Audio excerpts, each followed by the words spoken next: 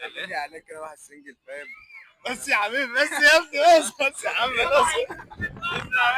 انت حزينه دي، بص هتجيب لي حالي.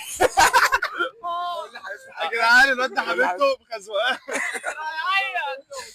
عملت فيك ايه؟ يلا بقى ربنا يصلح حالها. ايوه، عملت فيك ايه؟ ما عملتش، انا اللي عملت. عملت ايه؟ اقول لك عمل ايه؟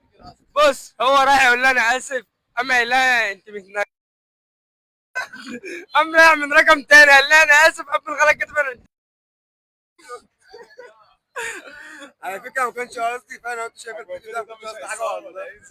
كان قصدي اقول لها انا اسف بجد والله، بس هو الكيبورد يعني وحش. انت بدل ما تكتب لها انا اسف شتمتها. لا انت صح؟ تحب تقول لها ايه بقى؟ اقول لها ربنا يصلح حالك، والامتحانات جايه وربنا يصلحك في الامتحانات، وانا اسف على اي حاجه تعملي غلط فيها. وعشتك. والله مصري بقى مصري. عايز اقول لها ارجع له والنبي عشان بحب انام بدري. عشان ايه؟ بحب انام بدري مصر يرجع وبعض. لك انت؟ اه يعني انتوا الاثنين بص، لا الثلاثه دول متخزوقين. احنا الثلاثه متخزوقين. لا مش متخزوق.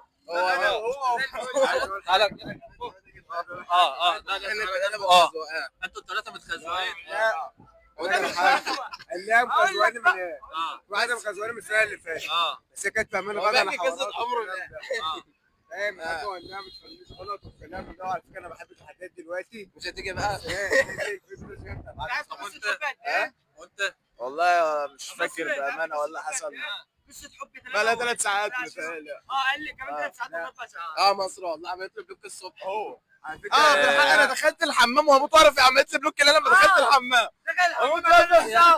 يا مفتريه قلت لها شخ واجي. بحب اقول لك يا بنت انا بحبك والله، قبل تشوف الفيديو ده وتكلميني على الواتس. ترجعي تكلميني تاني وما تفهمنيش غلط.